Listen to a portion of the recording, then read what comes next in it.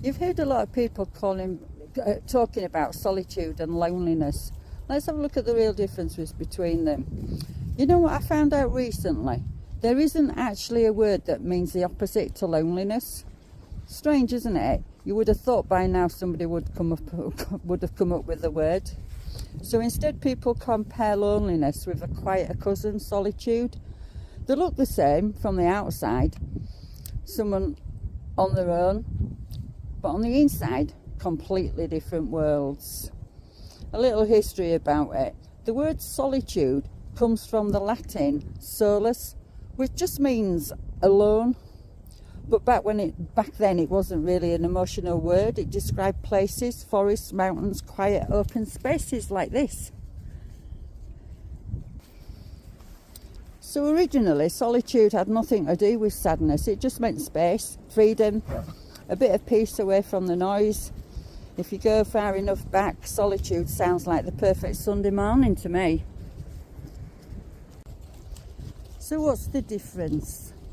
Loneliness to me feels like something is missing, something unwanted, something heavy, something you can't relax in.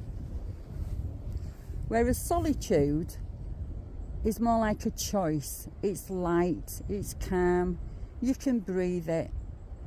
Same situation, being alone, but totally different feelings. So what are the ups and downs of solitude? People love to romanticise solitude, like it's always peaceful and wise, but like everything in life, it has two sides. The good side is you get your head back, your thoughts stop scrambling, you feel more like yourself, and you can think, create and breathe and rest. The tricky side, if you stay in solitude too long, it can slowly slide into isolation, and you don't even notice it happening. Suddenly being around people feels too loud, too fast, too much effort. You haven't changed, you're just out of practice.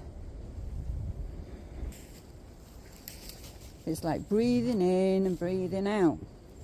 You don't have to be consistently social. You don't have to be consistently alone either.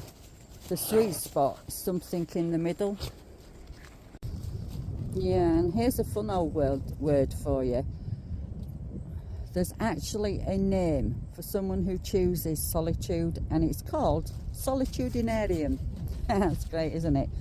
Not lonely, not antisocial, just someone who genuinely enjoys their own company.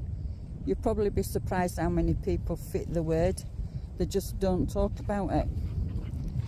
Loneliness is being separated from others. Solitude is coming back to yourself. And maybe the reason we don't have a word for the opposite of loneliness, and my dogs are barking like, hey, shh, quiet. Where was I? Yeah, maybe because the reason we don't have a word for the opposite of loneliness is because it's not just one thing. It's a mix of belonging, connection, space and presence. And solitude, the real kind, helps you to get there. Okay, thank you.